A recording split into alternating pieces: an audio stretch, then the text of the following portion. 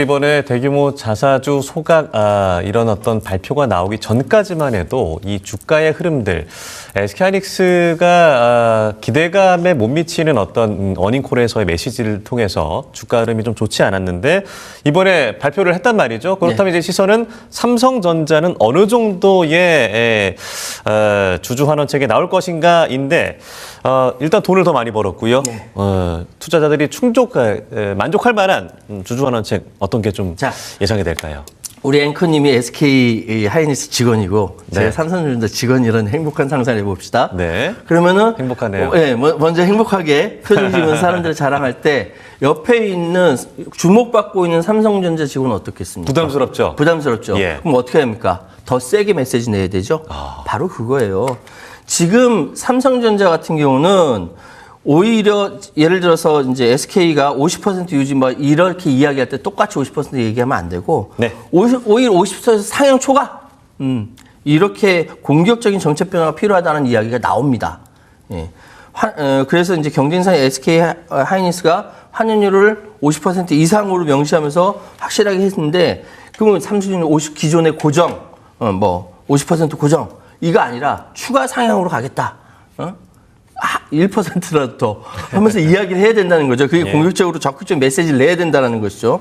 그리고 근데 여기서 좀 걱정되는 것이 자사주 매입할 때 삼성생명과 삼성화재들 금융계열사 지분율 상승 이 부분 때문에 금산분리 규제 부담을 특별히 고려해야 합니다. 이 부분을 고려 안 할 수 없는 부분이고 그리고 이번이 일회성 특별 배당에 그치지 않고 앞으로 다가오는 반도체 슈퍼사이클 주기 동안 현금 흐름 증가에 연동된 점유율 확대가 환원 확대가 계속 될 것이라는 계획을 비전을 내보여야 되는 것이죠. 예. 그것이 1등 기업의 운명이라고 말씀드릴 수 있습니다.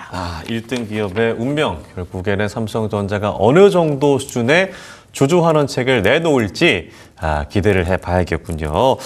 일단 두 회사의 주가의 흐름 워낙 실적도 잘 나왔고 지난 6월 중순까지 정말 발빠르게 움직였던 주가의 흐름이었는데 6월, 7월 정말 어려운 상황을 맞이했습니다.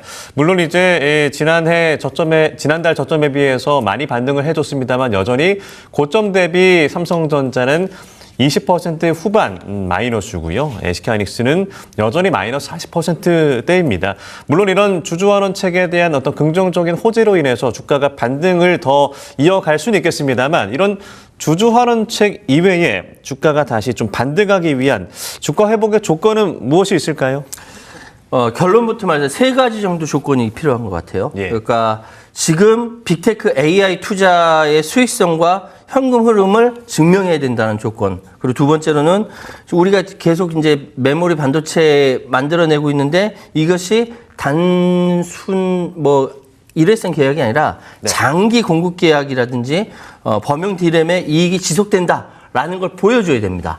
그리고 세 번째로는 지금 중국, 이게 중국 있으면 얘기 말씀드리면 좀 깝깝한데 특히 무서운 CXMT, 이런 그 중국 메모리 업체의 증설 그리고 공급 여기에 리스크에 우리가 좀 완화시킬 수 있다라는 거 이런 것들을 보여줘야 돼요. 그러니까 이런 세 가지 조건을 확인을 시켜주고 여기에 대해서 투자자들이 보면서 특히 중국의 CXMT 등 범용 디램 대규모 증설 속도가 조절되거나 시장에 미치는 영향이 제한적이라는 그 근거 내보이고 그러면서 우리는 여전히 기술 격차 있다. 우리는 자신 있다. 이런 것들을 제대로 이제 이런 조건들이 확인되어야 좀 추세가 좀 다시 반등하지 않을까. 조심스럽게 저는 그렇게 생각해 봅니다. 결국에는 반도체로서의 경쟁력을 다시금 명확하게 확인하는 쪽이 필요하다라는 말씀이신데요.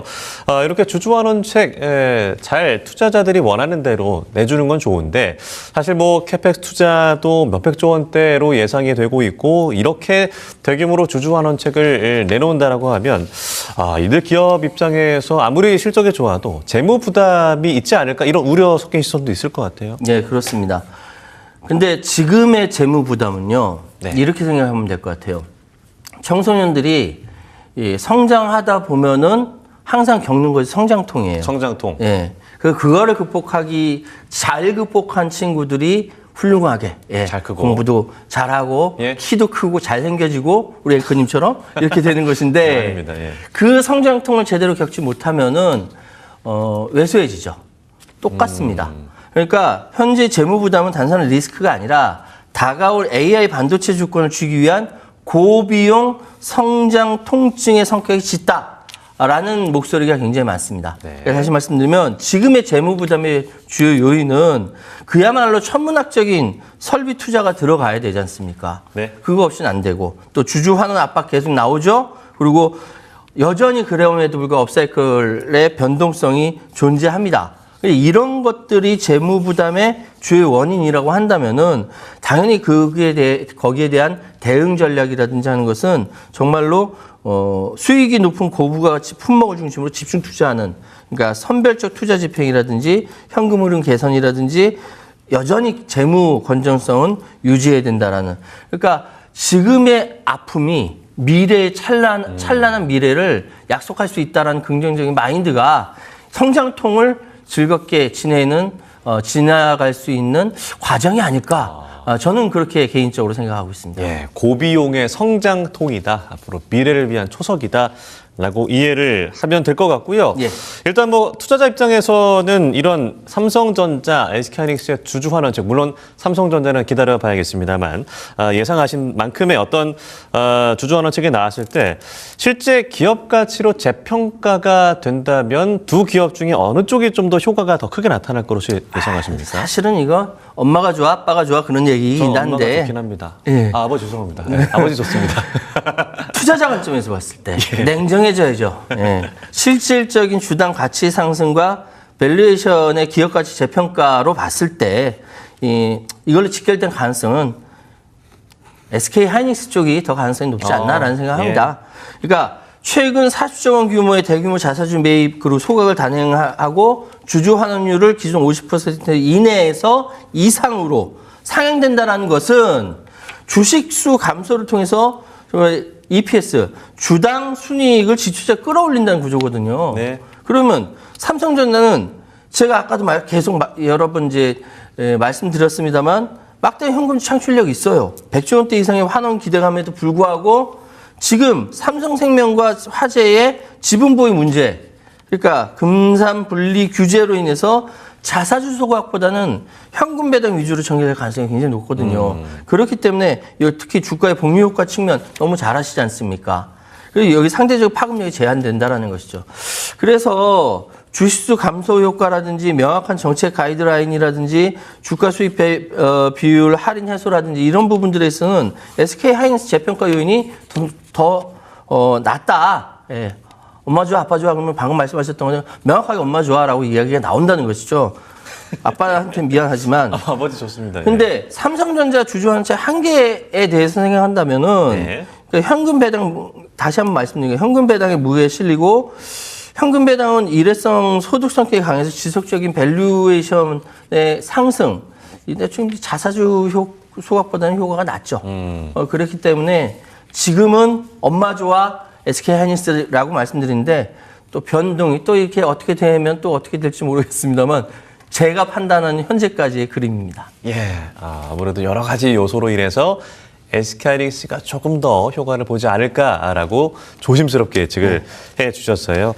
사실 이번에 SK하이닉스의 이 주주환원책이 역사적이다라고 평가를 받는 이유는 그동안 워낙 이 주주환원책이 미비했잖아요. 우리 국내 증시가. 그렇기 때문에 조금 더 앞으로가 기대가 되는데 국내 시장을 떠났던 이유 중에 하나가 될 수도 있을 것 같고요. 이런 시장들을 봤을 때 외국인 입장에서 이것들을 어떻게 좀 평가를 하게 될지도 궁금합니다. 결국에는 이 코리아 디스카운트 해소의 가능성은 어느 정도라고 좀 예상하십니까? 제가 초기 앞부분에 말씀드렸던 것이 지금의 주주 환원 정책이 코리아 디스카운트를 해소하는 초입 단계에 있다. 초입 단계. 예. 아마 여기로부터 시작해서 나중에는 코리아 디스카운트가 뭐야? 라고 이야기하는 우리 후손들이 나타나지 않을까. 그런 게 예. 있었어? 저는 그렇죠. 그런 거예요.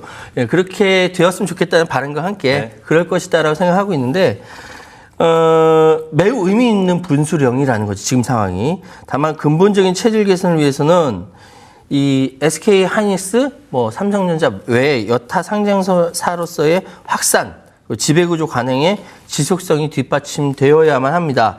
사실 외국인들이 한국 시장 봤을 때 깝깝하고 답답했을 겁니다. 예. 근데 지금 바뀌는 모습을 보니까 선진국형으로 자본 배치가 전환되고 있네. 이 글로벌 스탠다드에 부합하네라고 생각할 거예요. 그게 바뀌고 있다라는 것이죠. 그리고 특히 자기 자본 이익률 제고, ROE, 자사주 소각은 주식수를 줄여서 주당 가치를 높이고 외국인 투자자들이 중시하는 것은 자본 효율성 지표를 직접적으로 계산한 건데 여기 딱 들어맞는다는 거죠. 예. 그리고 주가 하방 경지성을 확보한다는 것이죠.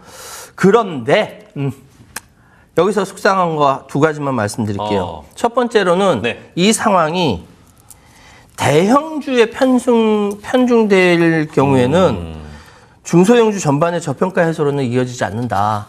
네. 여력 때문에 그러겠죠. 네, 이해합니다. 하지만 될 수 있으면 중소형주까지 같이 퍼져나갔으면 좋겠다라는 희망과 함께 여전히 구조적 요인이 상존합니다. 다시 말씀드리면 물적 분할이나 중복 상장 등 고질적인 지배구조 문제들이 완전히 해소되지 않는다면은 코리아 디스카운트라는 단어는 우리 후손들에게도 익숙해진 단어가 되지 않을까.